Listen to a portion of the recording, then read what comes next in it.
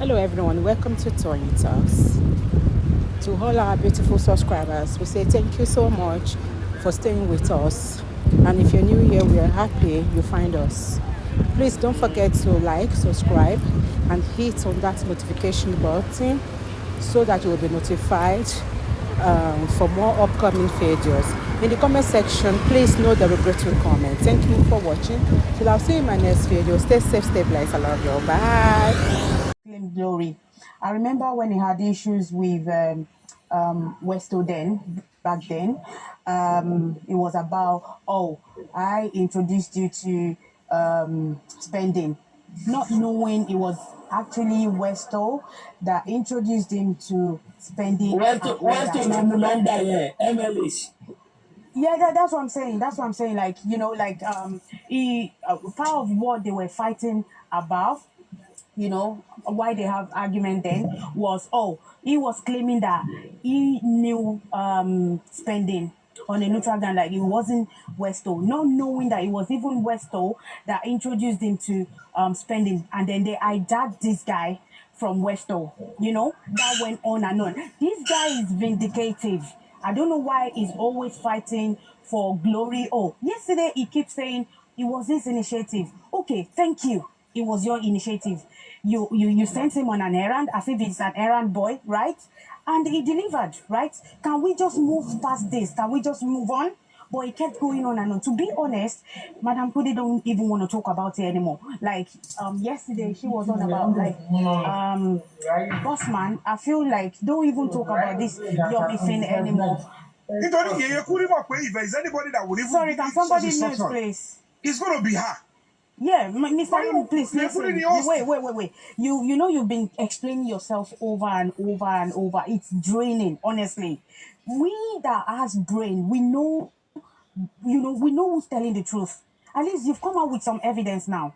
So please don't even stress yourself. Like you've been vindicated, to be honest. So like I was saying, Yekudi, in all honesty, yesterday was like, you know what? And at the same time, this boss man was on Mr. Latte's platform where you apologize. He never went to tell this woman that, oh, this guy apologized, blah, blah, blah. He still went that, oh, let me open my camera, this, that. And some people were leaving comment that, this guy has already apologized. Can you just move past this?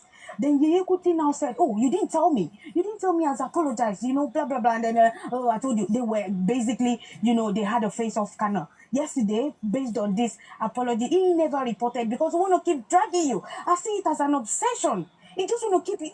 He mentioned Yomi yesterday like 1 million times. Any little thing, Yomi. Any little thing, Yomi. What exactly is the problem? Okay, now, I think one of the reasons why Yeyekude is a bit upset, like she wanted to clarify was, okay, you keep insisting that, okay, they donated money to you, right? But Yeyekude said it was from our pockets. Nobody cares. Nobody cares. We don't want to keep going on and on about, oh, I donated that, did this, right? They donated money to you, but you executed their plans, right? He said it was his initiative that you should go and see where the hospital is out, the distance from Mohbad's house, right? As if the rightful thinking people do not know that the legal team are meant to have found out the distance of the hospital to Mohbad's house. We thought that that's part of what they would have done, right? So anybody that has an open mind, that has brain, will know that they need to do this. Like they need to go and verify the location, the distance of the hospital to Mohbad's house. Fine. Bossman is now claiming it was his initiative. He sent you. He asked you to go and do that. I feel like maybe it was your agreement that, okay, you go there, go and find out. Okay, make a video recording and then give it to us. Like they want to take the glory that this thing emerged from our platform and things like that. But you went against the plan or whatsoever. This guy, to be honest, so that this whole mess can clear up, I feel like you should just let it go like that. You've explained yourself. Anybody that listens to both sides now, they can know who is telling. Like one thing that actually made me really that baffled me yesterday was they knew this Lawo girl is a manipulative somebody, right? Them, they believed her. even though they knew that this lady was manipulative, right? Okay, this lady said, oh, she paid for your hotel. And then she went around to tell them that, oh, I paid for Yomi's hotel. And they were like, oh, Yomi already collected money from us for the hotel. Like this.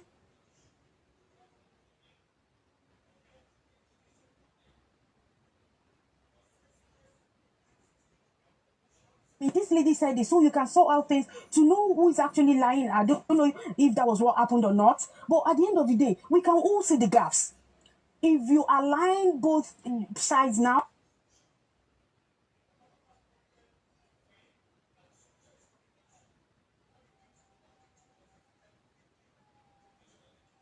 was not in the picture. We don't know her. I was going for something. Money for transportation, money for hotel. The building ran into me suddenly.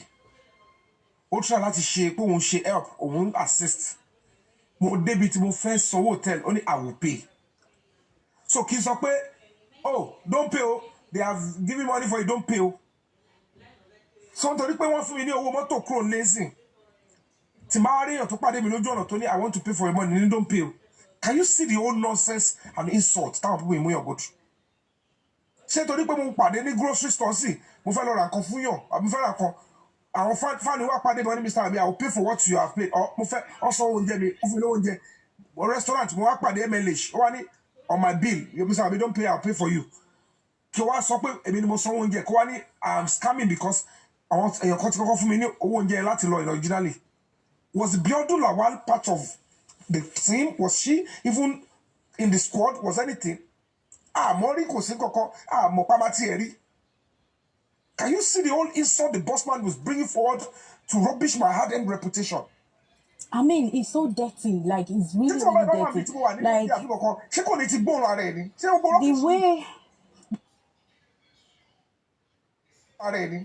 the way... The way Amana me Fabiyi is nobody, like he sent him on an errand and things. It's really dirty. Honestly, I don't think like you should be talking. But then shall you didn't tell him?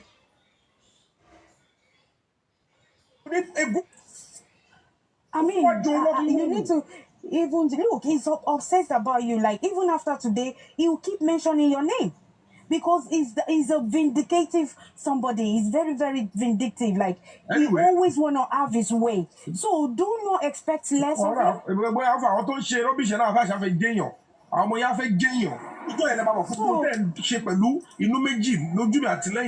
Only consequence.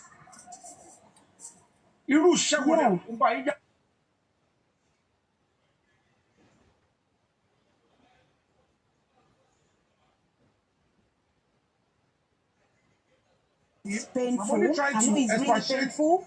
Like the way, yeah. I'm actually bringing out the Biodun stuff. The Biodun stuff, even when they brought her to me, they could see the rapport and relationship. So at what point, he was boss man, he was kudi, he was my family, he was tema believe ahead of what I am doing. One more point, right? But these people are looking for trophy and they don't care if what I am doing will get destroyed.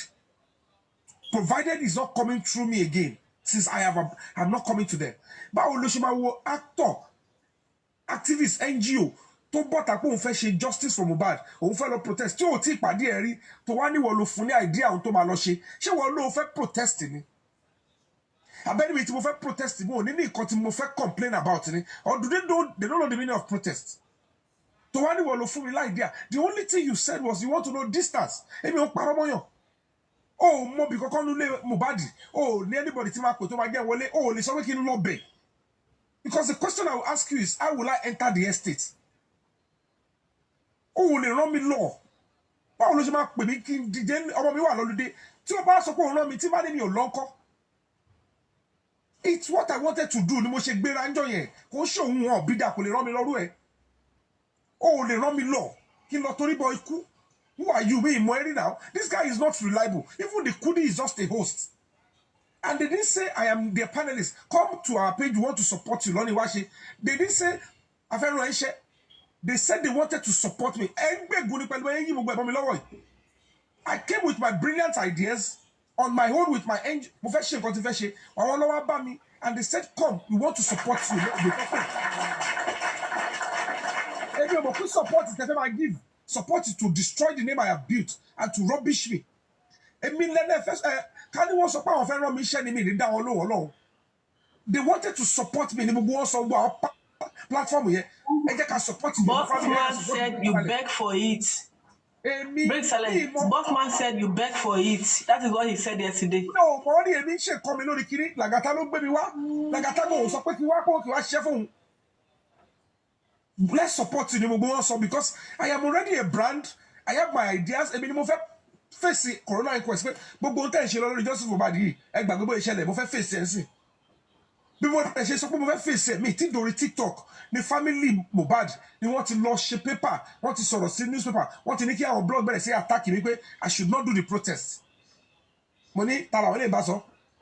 Ti ma she protest ma formation in law. Mohbad will get justice. Ko sin to job me. If I don't stop me. And I was ready to put my life on the line there. Me do the TikTok rara. She boni cut my cosi placard. Ebi mo ma she kwero wabe. And they said no, don't stress yourself. Come to TikTok. I will roll already. Come on, they will support you. I talked to the boss man, they were supporting me. I thought the hoodie, they can never tell me come and work for us. I am an NGO. I'm an actor in my own right. You are a blogger, I'm a chef blogger. I was only going there because they said they wanted to support what I was doing. Nobody ever said, Yomi, come and work for us. With all humility, all the blogs, our platform here, they were humbly supporting what I was doing. This husband is just one of the errands on platform to share browser. But to read me sile. Money no. Okay, I apologize to everybody, even the Yekudi. Let's peace reign. He beat Matimo, ya told me Matimo here kid boss. Came to the bay on Timmy O'Shea. Go and compare me with those you have met before. How many of them can even come down from their high horses?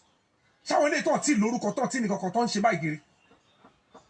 Ṣé torí owó ti fẹ́ gbà lọ́wọ́ bossman ni mo ṣe apologize ẹni àbí torí kó lè gbé mi lọ America àbí kó lè gbé mi lọ Canada tí mo lọ just 2 days tí mo ń kúrò bẹ́ẹ̀.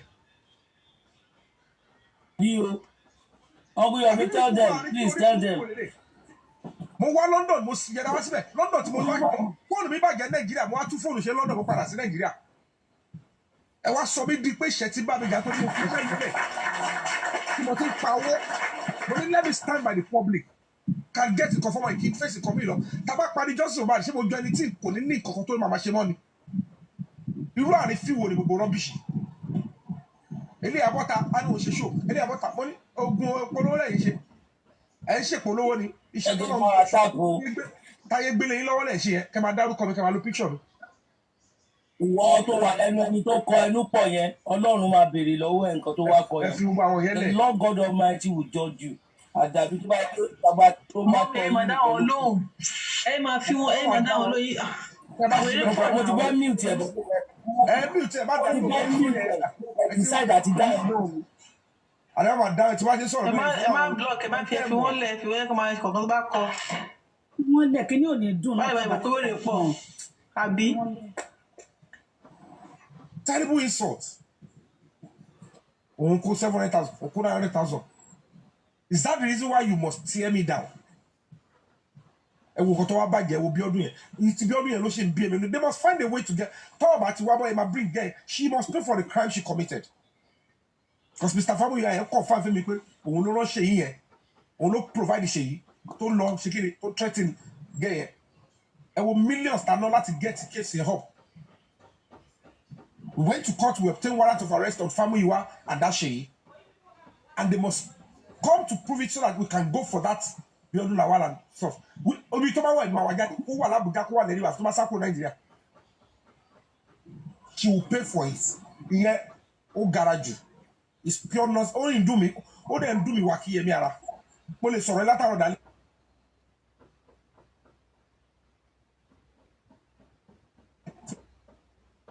I know it's very painful. So please just ignore like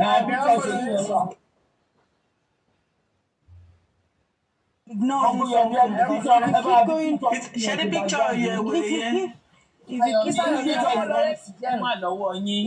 you keep going on and on explaining yourself, then it will be more painful. But from everything that I could see, I can see that Kudi, she doesn't really have any issues anymore. I believe she has let go, except for the fact that, okay, you mentioned that the money was donated. So she wanted to clarify that bit, that it was her money. Nobody donated any money. And then even the boss man himself said he had to send the money to somebody else's account, blah, blah, blah. But honestly, just let it go. Just let it go. Just let it go. Yeah, couldn't even say that she don't even trust the Biodun self. Yeah, she knew that she was the one. She knew that it was she's the a Biodun that played that game. Admission of guilt. We are sorry because I need to have been tired of you, and you start to. Yeah, she said it. Fabiyi, she said it stylishly, but obviously because of pride, she apologized to you. I don't know why, but she said it stylishly. You are boss man. The only thing to find money, only can suffer and continue next, which is the second one. Meaning that they want to be able to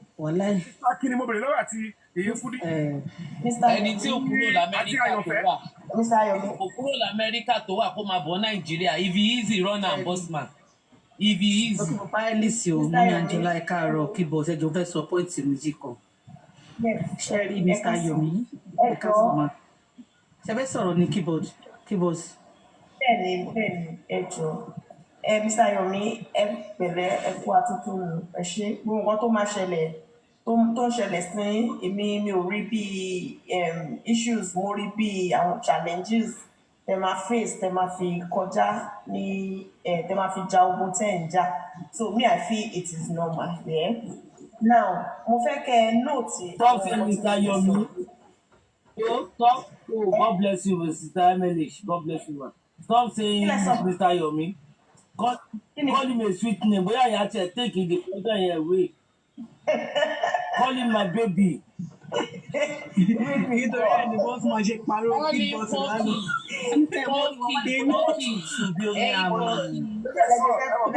Why you calling my name? Owó àti boss man ṣiṣẹ́ papọ̀ lẹ́yìn olóògùn kí wọ́n ń fẹ́ra lẹ́yìn. Ó ní pé why you calling kí boss máa bọ̀ lókè o kó wá defend yín.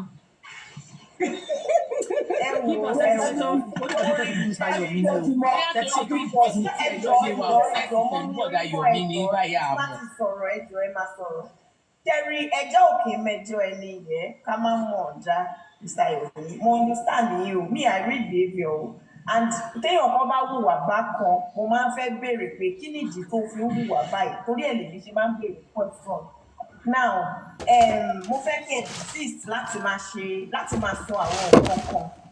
Get anytime you are addressing bossman issue, because ara àwọn nǹkan tó ń do bossman yẹn mi ò ṣe agbẹnusọ fún bossman o, but mo fẹ́ kí set boundaries ẹ̀yin méjèèjì. You do not have to work together, or you may not work together. It is not a crime. Kara yín nítorí àwọn ìṣẹ̀lẹ̀ tó ti ṣẹlẹ̀. Me, I'm generalizing. I'm not supporting anybody now. Number one, Mr. Bossman said owó tí òun gbà owó tí òun send sí gbogbo owó tó ń send sí kẹfì lọ sílé Mohbad pé kò kí n ṣe public fund pé àpò ara òun Yèyé Kudi àti one other man ní African something he mentioned it ó ní pé kò kí n ṣe that time is pé àwọn mẹ́tẹ̀ẹ̀ta náà single-handedly not fi owó yẹn sílé number one. Number two hold on he mentioned hello okay. Mo ti ṣàlàyé abundantly bí either you are not listening or you choose to still believe it. I have told you categorically. Hold on. As much as I want you to. Hold on. There was no time I went to Bossman. I need money to go back to Mohbad's estate. Alákọ̀ọ́kọ́ tí mo lọ. I agree. Bossman, I'm going to that estate now to go and start the investigation. Ṣé owó tí wọ́n dá fún mi tẹ fi ń ṣe tíṣẹ̀tì placard gbogbo ẹ̀ ṣé ó ṣẹ́kù tó bá tẹ bá ní excess inú ẹ̀ send to me so that I can sort my transportation hotel and that òun ni mo fi lọ síbi tí mo lọ.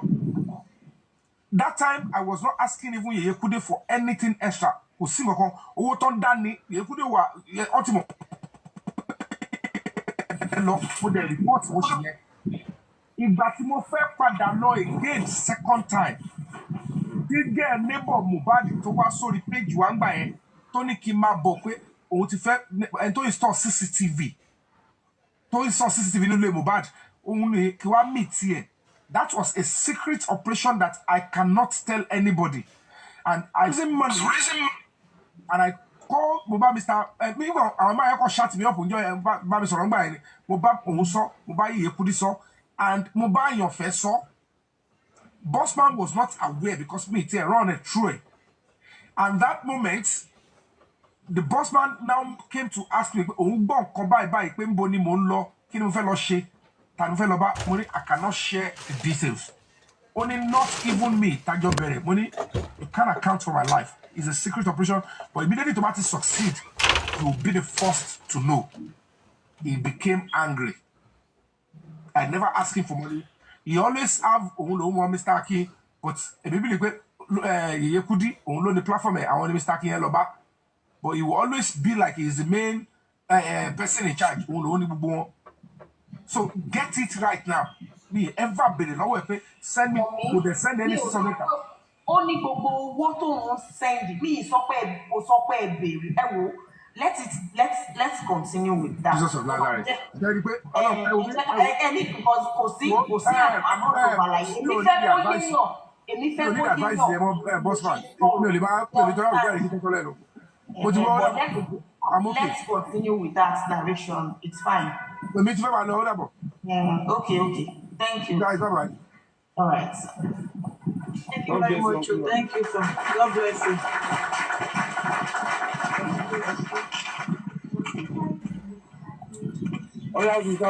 Èwo ni kidnap ń bẹ? Kò kí ẹ kidnap o. Mistake kid boys lọ ń jẹ́ o. Typo error ló máa jẹ́. Keyboard yẹ pàtàrọ̀.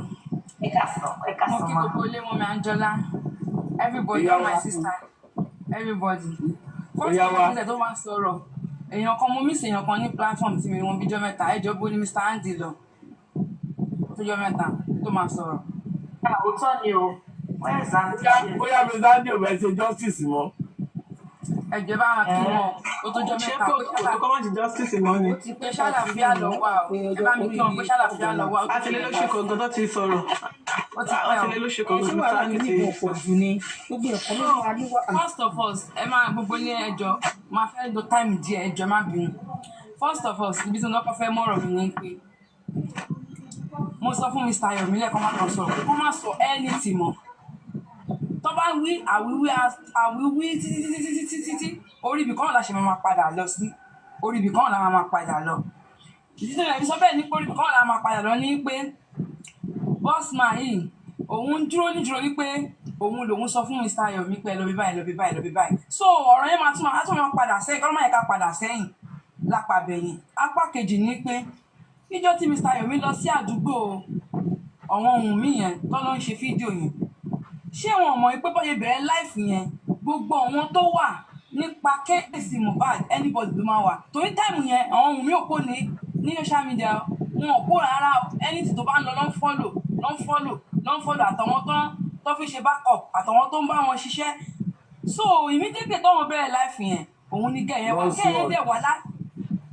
dẹ̀ wá láti ọ̀dọ̀ wọn àwọn ohun mi ní gẹ̀yẹ́ ti wá ìdí tí mo sọ pé gẹ̀yẹ́ wá tọ̀dọ̀ àwọn ohun mi àwọn ọ̀rọ̀ kan tí wọ́n sọ lánàá tí Yeye Kude sọ lánàá ẹ máa mọ̀ yín pé gẹ̀ẹ́ yìí ó wá láti ọ̀dọ̀ ohun mi láti lè tọ́ gbogbo anybody ibẹ̀ ló ti wọlé sí Mr. Yomi lára Mr. Yomi lè dàbí èmi náà ni tí ẹ bá ti kọ́kọ́ ríyàn tó ṣe ọ̀yàmọ́ èèyàn máa ń tè fọ́. Torians làwa that is how we Torians welcome and tí Torians bá dẹ̀ ti yé tiẹ̀ ó yé tiẹ̀ kò sí tó lè ṣe o kò lè nífẹ̀ẹ́ mọ́ so nǹkan tó ṣẹlẹ̀ láàrin Bíọ́dún làwà àtọ̀nkù Yomi nìyẹn tẹ bá rí Bíọ́dún làwà tẹ bá rí bí ọdún náà wà presentation and everything ẹ mọ àwọn obìnrin tó lọ́n fún ní skin wọ̀nyẹn tó jẹ́ pé bí ó ṣe gbé ìlú òyìnbó gan ẹ rò pé abroad ló ń gbé. I never knew she was the one because mo ti mọ̀ mo mọ̀ dáadáa ti pàdé dáadáa ní kinní rí. Now even the day tí mo ní kó bá mi ṣe transfer sọmọ mi nígbà tá a wà ń court pé mo ní ìdí ibi tí mo ti máa ṣe transfer ìgbà ẹ court dẹ̀ ti ń lọ lọ́wọ́ mo á ní àwọn fẹ́ lọ ṣe transfer wá ní kí n má wọrí kó bá mi ṣe ó dẹ̀ bá mi ṣe 1,500 yẹn mo dẹ̀ kó fún ó dẹ̀ ní kí n má wọrí.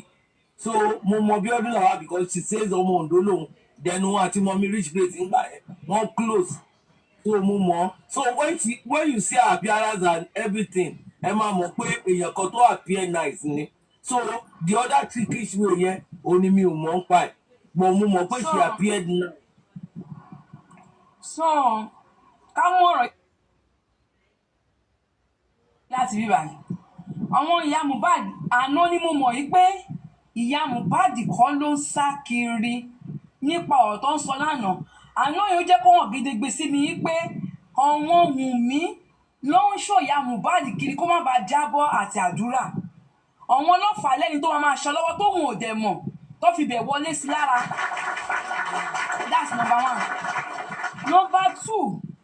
number two ìyá Mohbad fọkàn sí pé ẹni yìí pẹ̀lú King White àwọn ni aláfẹ̀yìntì òun tẹ́ẹ̀mù gbẹ̀dẹ̀lé King White àti Bíọ́dún yìí wọ́n ń ṣiṣẹ́ pẹ̀lú Wùnmí so wọ́n fẹ́ kí ìyá Mohbad jábọ́ àti àdúrà láti lè tú àwọn secret tó wà láàrin òṣìṣẹ́ wọn wá ká àwọn secret tó wà. ọjọ́ òní bá kó ní kú ebi ni kò sí báyìí lè gé tó ó máa rú jáde lọ́jọ́ máa sọ̀rọ̀ ẹ lọ́mọ ìyá mi. So wọ́n wá káàmpù wọn síbì kan ẹ̀rọ omi tí gẹ̀ẹ́yì ti bẹ̀rẹ̀ iṣẹ́ tí kò yẹ ó máa yẹ lómi o tí kò yẹ lómi ni pé gẹ̀ẹ́yì bẹ̀rẹ̀ iṣẹ́ láti ọ̀dọ̀ ọ̀hún mi wọ́n sọ̀rọ̀ kan lánàá wọ́n fi mọ́tò fúláṣì anybody ní online ipò tí ra mọ́tò fún ìyá Wùnmí ìyá Mohbad láì ṣe pọ́n ra mọ́tò fún ìyá Mohbad àwọn tí bíbá yìí náà sáré ra mọ́tò fún bàbá Mohbad wọ́n ń ṣe kí ni wọ́n ń ṣe síra wọn. Meanwhile, iná bàbá Mohbad lọ́kọ́ ra mọ́tò fún bàbá Mohbad lọ́kọ́ ra mọ́tò fún. ṣé bàbá Mohbad lọ́kọ́ ra mọ́tò fún Meanwhile, bàbá Mohbad ti gba mọ́tò tipẹ́. Ẹyẹ máa gbọ́ Meanwhile wọn ò dẹ̀ ra mọ́tò fún ìyá Mohbad lánàá ọ̀rọ̀ yẹn jáde yí pé gẹ́yẹn sọ yí pé àwọn ò ra mọ́tò fún ìyá Mohbad o mọ́tò yẹn wà nínú compound òun King White wà ní báyìí ó sọ báyìí ẹ tún wá òbítọ́rọ̀ yẹn tún gbà lọ ẹni tí ó ra mọ́tò fún bàbá Mohbad l'Amẹ́ríkà tí àwọn Bukky Jesse bá ti fún ní information àti àbúrò bàbá Mohbad tó wà l'Amẹ́ríkà wọ́n máa gbé fún gẹ̀yìn máa gbé lọ́dọ̀ wọn ìyá Mohbad á gbé lọ́dọ̀ wọn Wùnmí. lẹ́nu àṣírí yẹn tú o. àwọn àpò ìbí iṣẹ́ àbábà. ṣé àwọn pé Bukky ṣì máa bọ́ta gẹ́yìn kò ṣiṣẹ́ fún Bukky gan láti ilẹ̀. nísìnyí lánàá Bukky máa ti gbọ́ gbogbo ọ̀rọ̀ yẹn bẹ́ẹ̀ gẹ́yìn kò ṣiṣẹ́ fún Bukky láti ilẹ̀ ó wọlé sí gbogbo wọn lára ni mọ̀mí Grace ni o gbogbo wọn ni o everybody wọ́n rán kó lọ ṣiṣẹ́ one by one ṣẹlẹ́ni tó wá láti Àbújá tó pe Mr. Yomi is a plan work pẹ̀lú gẹ̀yìn ipe ó jẹ wọn lówó mọ́tò èèyàn kan bèèrè question lọ́wọ́ Mr. Yomi lẹ́ẹ̀kan wípé báwo lẹ́yìn yẹn ṣe mọ̀ yín ọ̀nà sọ pé òun máa ń yan láì is a plan work bí Mr. Yomi máa connect owó jáde fún wọn ìtọ́jú wọn sọ ní àná ipò ní ìyá Mohbad nídìí owó 100 million láti lè jẹ́wọ́ fún pé kí ni 100 million jẹ́wọ́ pé kí ni fún kú ọmọ ẹ̀ ó fẹ́ jẹ́wọ́ fún 100 million. ọ̀nà fún ẹ dín ọ́ fẹ́ lọ ṣe surgery bí kó lè la òun. ṣọ́kànlá ọ̀nà fún ẹni jẹ́wọ́ pé kí ni. olóòbù kò ní ṣàṣàgélé ọlọ́ Mohbad okùn ìfúrú wà. wọ́n ṣàgbé wa ń gogo ọlọ́run abá mi bí yìí 85,000 naira mi tí mo dá sí ọlọ́run abá mi gbà lọ́wọ́ yín. ìyá Mohbad fẹ́ sọ̀rọ̀ àdúrà fẹ́ sọ̀rọ̀ wọ́n wà nínú mansion ayé ibẹ̀ ni King White ti máa ń ṣe live gbogbo ẹ̀ mo rí lánàá wọ́n wá 100 million. ẹ bá rí inú ibẹ̀ yẹn bó ṣe fine. wọ́n wá 100 million fún láti sọ̀rọ̀ fún kú ọmọ ẹ̀ tó kú ọmọ ẹ̀ tó bí nínú tó kú ọmọ ṣe ń wáwó fún ẹ kẹlẹ̀ mọ̀ pé plan work ni plan work gbogbo ẹ̀ wá látọ̀dọ̀ wọn Wùnmí àti King White àti ti Àbújá tó pe Mr. Yomi pé ó jẹ mọ́tò ó ra mọ́tò kí ló kàn Mr. Yomi pẹ̀lú ra mọ́tò ó sanwó mọ́tò ó ṣe àwọn ọ̀rọ̀ lókè mọ́tò sílẹ̀.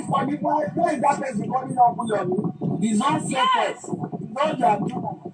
set up kí gbogbo yẹn kí Mr. Yomi lè gbowó yẹn bí kẹ́hìn sọ fún bossman pé àwọn nídìí 80 òun nídìí 40 million so gbogbo ọ̀nà tó fi máa gbowó jáde ọjọ́ plan àtọmọ ìyá Mohbad àti king wife àtọwọ́ mú náà.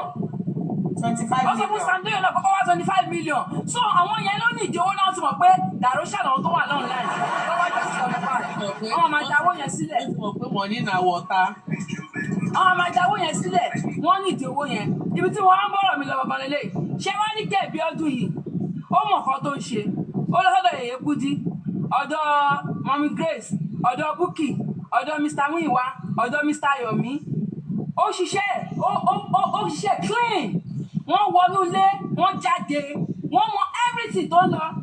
Bí ọdún tá à ń sọ yìí, bàbá Mohbad máa ṣe ọmọ àpadà tún mọ̀ náà. Ìtọ́wọ́ sọ pé ibi tí létí ìyá Mohbad wà yẹn, ìyá Mohbad mọ̀, Wùnmí wá wá síbẹ̀. Wùnmí wá wá sínú ilé yẹn. Wọ́n wá gbé wa ní gbogbo sí online. Wọ́n gbé wa ní gbogbo sí online. Kẹ́yìn wá ṣiṣẹ́ fún gbogbo wọn.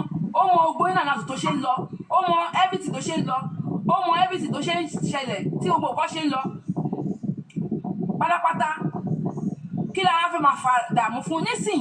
Àṣírí ti tú ẹ̀ kọ́mọ sọ lánàá ìpè. Àṣírí ìjà mọ́tò kan ṣì ń bọ̀. Ṣẹ́rí Bukky Jesse, ó sì máa dráàgì ẹni tó ra mọ́tò fún bàbá o. Torí gbogbo àwọn àṣírí kan ẹni tó ra mọ́tò fún bàbá, ó gbọ́ àwọn àṣírí kan lọ sọ́dọ̀ wọn ní o. Àwọn àṣírí kan, ó gbà àṣírí fún bóyá dún bí wọ́n ti gbé àṣírí lọ sọ́dọ̀ wọn Wùnmí. Báwọn ṣe ní máa fall down, wọ́n máa yọ̀ ṣubú náà. Ẹni yìí tún bá lọ́yà sọ̀rọ̀, ó ń bá lọ́yà sọ̀rọ̀, ó ń bá lágbájá sọ̀rọ̀, ó ń bá gbogbo ẹni tó yẹ justice for Mohbad sọ̀rọ̀. Ó dẹ̀ wà náà ti justice. Ẹ máa gbọ́ imagine, ẹ máa gbọ́ náà. Òun ló bá lọ́yà sọ̀rọ̀, òun ló bá ìyá Kúdí sọ̀rọ̀, òun ló bá Sanjojo, òun ló bá Supreme, òun ló bá Bukky, òun ló bá Mr. Muyiwa, òun ló bẹ̀rẹ̀ àwọn tó fún bàbá sọ̀rọ̀. Ẹ mọ̀ kọ́ tó ṣẹlẹ̀ náà. Gẹ́yìn ó ná ọpọlọ ẹ̀já ọ̀nà ń ṣẹ́ ni náà. Ayakila ni. Silent Aya assassin gidi ni. Assassin gidi. Assassin gidi. Ó tún gba nọ́mbà lọ́yà. So gbogbo tí lọ́yà bá ti sọ fún, ó máa gbé fún ọ̀hún mi. Ọmọ ọmọ next kan tó ń ṣẹlẹ̀. Ẹ jẹ́ sáré sọ̀rọ̀ kan madam kẹ́tọ́ continue. Sherry, there was a day sometimes early last year. A sọ pé a fẹ́ fọ́ọ̀mù group kan. A fẹ́ fọ́ọ̀mù group àtàwọn sọ pé bóyá ká wá public lawyer pé ká bẹ̀rẹ̀ pé instead of pé kọ́tà believe pé individual lè win it just from back pé is either NGO or public ló lè win ní case because in case ẹ pé individual. We made mention lórí olórí ẹbí pé pé a fẹ́ fọ́ọ̀mù group àwọn lọ́dọ̀ àwọn Wùmí jọ yẹn wọ́n lè sọ lórí live program pé wọ́n ní bẹ́ẹ̀ bó jẹ́ pé ẹ̀yin méjì ló wà nínú tíìmù yẹn páwọn wà bẹ́ẹ̀ wọ́n ní bẹ́ẹ̀ pé ẹ̀yin méjì ló wà nínú tíìmù yẹn wọ́n láwọn wà bẹ́ẹ̀ wọ́n wà lẹ́fìwẹ̀ wọ́n wà lẹ́fìwẹ̀ so wọ́n sọ pé kò síbi tẹ̀lé lọ sí ẹ wo kọ́ọ̀pù wẹ̀bù yẹn ẹ wo bó ṣe lọ́mọ́ra wọn bó ṣe wọ́n lọ́mọ́ra ẹ ṣe máa pé so gbàtà wọn yàn ṣé rí èyí bá fẹ́ dì pẹ̀lú Yomi you have to be intelligent because well, ọ̀rọ̀ tí bọ̀bọ̀ yẹn sọ reality bọ̀bọ̀ yẹn ṣe nǹkan with evidence with reality bọ̀bọ̀ yẹn ṣe gbogbo bí wọ́n sọ pé àwọn ṣe ọ̀rọ̀ underground ni now tí wọ́n bá ń sọ̀rọ̀ yìí àwọn èèyàn wá ronú pé ibo ni iṣẹ́ ti ń wọ́ ibo ni problem ti ń wà. ọlọ́mọdé tó ti ṣẹlẹ̀ Yomi Fabiyi I remain with you till justice come. I remain with you Yomi Fabiyi. so àwọn èèyàn máa torí èmi kẹ́rì olójú platform tó ti máa ń sọ̀rọ̀ I study people the way you respond to conversation the way you present yourself the kind of personality you are and the kind of the truth tó ń jáde lẹ́nu ẹ̀ that's nǹkan tí màá fi ń relate mọ́ yàn nìyẹn. Gbàtí mo ti gbọ́ bọ̀ jìtọ́ ẹ̀yin lẹ́ ń bá ṣe bọ̀bọ̀ ìjẹ́ ẹ̀yin náà lẹ́tọ́ máa lọ sí platform fún ẹjọ́ máa tàkẹ́ pé ẹni pé nǹkan tó fẹ́ fún wa dà. Number 1 ni boss fight. Àwọn èèyàn wá every time mo máa tàkẹ́ mo sọ pé fẹ́ fún wa ní karamani mo ní ṣé ọ̀dẹ̀ ni yín ni.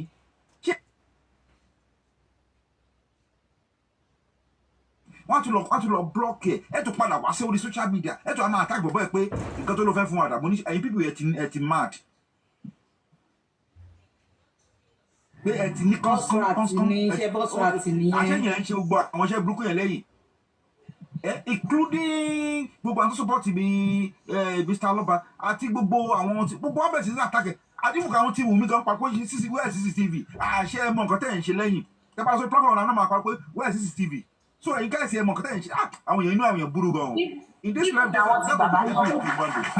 ẹ̀yìn ìgbà tí ọlọ́run ṣe jẹ́ tán wọ́n á fún gun mọ́ Mr. Yomi. ẹ mọ̀ pé ìlà ń ṣe ẹ mọ̀ pé ẹni sọ̀rọ̀ ẹjọ́ ẹ mọ̀ pé ìlà ń ṣe bàjẹ́ ẹ̀yin ni bàjẹ́ wà lọ́wọ́ yín ẹ̀yin ẹ̀kọ́ dọ̀tí dání ẹ̀yin inú yín bu inú yín dọ̀tí ẹ̀yin ìdíṣẹ́ ìdùnnú lọ́lẹ̀ jẹ́ ẹ máa wá síta ẹ máa pé ẹ̀yin ìbọn sọ pé ìjọba ìlú fẹ́ fún wa gẹ́gẹ́ mọ̀ pé ẹ ti bàjẹ́. yes wọ́n fẹ́ silent Mr. Yomi ní na wọn dẹ̀ mọ́ èèyàn tó. imagine ọmọ káwọn ti jojú ẹ̀ sínú tóbi iná lè máa sọ pé gọ́ọ̀mẹ̀ntì ò dáa ó dáa bí gọ́ọ̀mẹ̀ntì Nàìjíríà ṣe ń fìyà jẹ yín yẹn. Yomi Fafa ẹ deserve better society Nigeria. Fafa as Nigerian you don't deserve better society.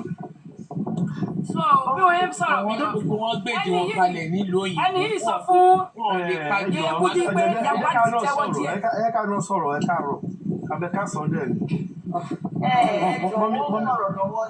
wọ́n sọ̀rọ̀ mímọ́ ẹ má pọ̀ jọlá sí ẹ̀ẹ́dà ó ẹ jẹ́ kó ṣe tán ẹjọ́. ẹ jẹ́ kí Mr. Adémọ́lá sáì sọ̀rọ̀ ẹ jọ ẹ má bínú Bísọ́lá ẹ má bínú ẹ jọ má bínú ìyá mi jẹ́ kí Mr. Adémọ́lá sọ̀rọ̀. Yeah, Mr. Mọ́mí Mojola customer. Everybody. Ọ̀dà mi sọ wa ẹ̀rẹ̀ kú pẹ̀lú wọn. Gbogbo Èkìtì nẹ́ẹ̀sì. Gbogbo Èkìtì nẹ́ẹ̀sì. Everybody is invited. About more than 15 people are going to Ekiti from justice for Mohbad. I don't know if Mr. Yomi is still here. Àwọn ọmọ fẹ́ rí lè bá sọ̀rọ̀. Wọ́n á máa gbọ́. Yes. Boss man. Ó ti ń claim pé òun fún Mr. Yomi ní owó 980. This is the time tí Mr. Yomi has to come out come share analysis of that 980 because me I still believe that money was given to Yomi for something not that they dash him money wọ́n fún lówó hotel wọ́n fún lówó mọ́tò wọ́n fún lówó this wọ́n fún lówó that. That money that boss man is claiming that he gave to Mr. Yomi was spent on something. Not that he gave Yomi money to spend. Because me, I'm becoming irritating. So it's becoming irritating. Because how can you give somebody money to do something and every time that you gave Yomi money you gave Yomi 980,000. You gave Yomi 980,000. You gave you can't be coming out every time and be dragging. Is it not the same Yomi that came on Olore and apologized to this boss man and Yekudi? What else do they want? Kì í ṣe kí bá pẹ́ ọ̀rọ̀ ṣe Yomi now. They offended Yomi. Yomi might have offended them. This man came out publicly on Olori Ebi and said, Yekudi, I'm sorry. Boss man, I'm sorry. So, kí ló ti fẹ́?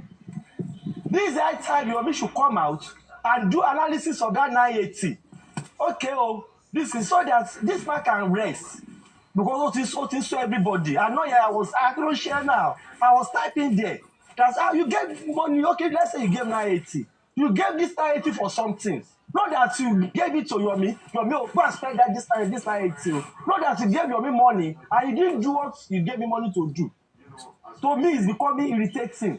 The other cherry, your control by justice, only Biodun Lawanye. That lady was planted into justice for Mohbad and she destroyed everything. She was able to enter everywhere. But she enter justice, no enter anti-justice, no enter lawyer, no enter Baba, no enter Yomi, no ba gbogbo ẹ̀jẹ̀. Àwọn oúnjẹ ló ba CCTV jẹ́. Gbogbo effort Mr. Yomi, this stupid Biodun Lawa, ló ba everything jẹ́. And she will pay for it in Jesus' name. She was everywhere. On pretend. Bẹ́ẹ̀ ni pé ọmọléèrí irọ́ díẹ̀ ni. So I want Mr. Yomi to do a proper analysis of that 980,000 I come online and say, okay, oh, you gave me money for hotel, this is it, oh. You gave me money for this is it, oh. So that boss man can rest. I want the lumber justice again. If you don't have any content again, you should go and sleep now. You keep on repeating the same thing every time.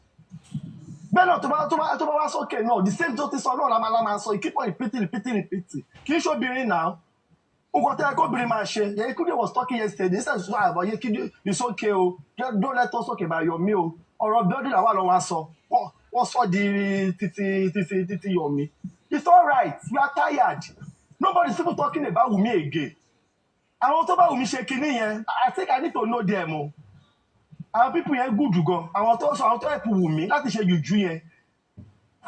Me, I want to know them. Yes, what try go. No, first we're not talking about Wumi again. We are just fighting ourselves. For making sense now. So I don't know if Mr. Yomi is here. You should go and write everything down. And say, okay, so that they can shut that guy out. Because you still come again tomorrow and say, I give 980. Hello, the 980. Che and Jenny. Cheba Kolo Ramoto Fumbaba. Cheba Kolo. People are spending money now. I don't know, just that they drop 5 million, they drop 10 million, they drop 2 million. Oh, no, 980. That's the last year, beginning of justice. And you are still talking till now. Not that you gave me that money to spend now. That money was used on something. Also, I know Yomi Nisha. That the boss, Yomi Nisha. Who is he? Who knows him? I don't know Yomi now. Also, I have to film. And you're on the television now. Who knows sportsman? Oh no, I sent him an errand. After this man has apologized to you, what else do they want? It is well.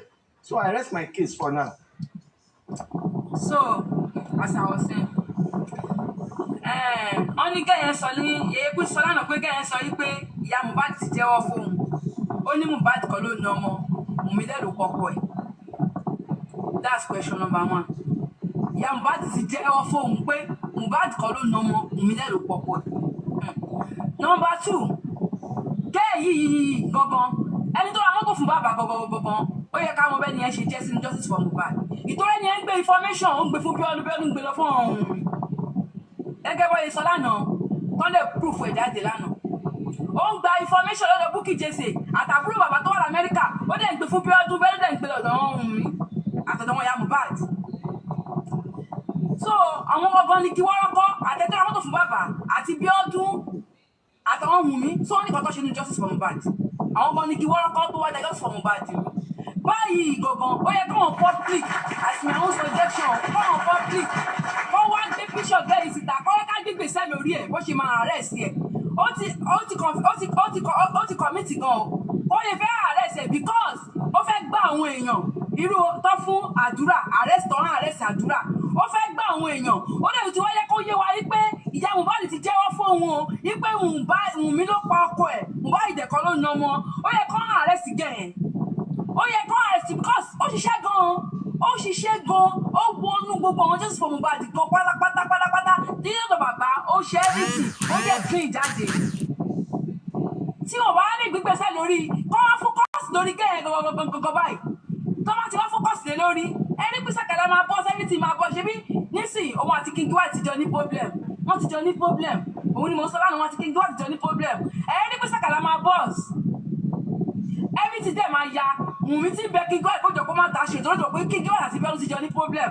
ìtọ́ ni Wùmí ṣe ń bẹ King White kójọ kó má ta ṣe tó wà lọ́wọ́ ẹ̀ àṣírí wo ló wà lọ́wọ́ King White tí Wùmí bẹ̀ kó má sọ ẹ jọ tó lọ́wọ́ ẹ kí o gbọ́ àwọn èèyàn wọ́n ṣe kọ́pùsì kẹ́ yìí kọ́ lè jẹ́ kó fẹnu kò tó máa àrẹ́sì woman yìí gọ̀gọ̀ tó máa àrẹ́sì ẹ̀ tó bá ti àrẹ́sì ẹ̀ ó bà Mr. Yomi lórúkọ jẹ́ ó purọ́ mọ́ ó pè ní kò oríṣiríṣi ó tún lọ sí oríṣiríṣi platform láti gbé owó jáde ó lo gbogbo brain ẹ̀ assassin ayé ó wọnú àwọn Bukky Jesse ó wọnú àwọn Yeye Kudi ó wọnú àwọn Mr. Jojo Sam Jojo ó wọnú gbogbo wọn káàkiri ó ló ń dìlífà fáwọn tó ràn níṣẹ́ imagine àní sùn àní wo àárọ̀ ọ̀sán alẹ́ 8 o'clock àti máa yẹ platform wò ta ló wà online aago 4 àná mi ti sùn ọ̀ràn wọn ṣẹ́ lóòótọ́ o ṣùgbọ́n nítorí pé everybody ti ná wọn. lóòrù ni o àpọ̀lọ̀ fóònù mi náà.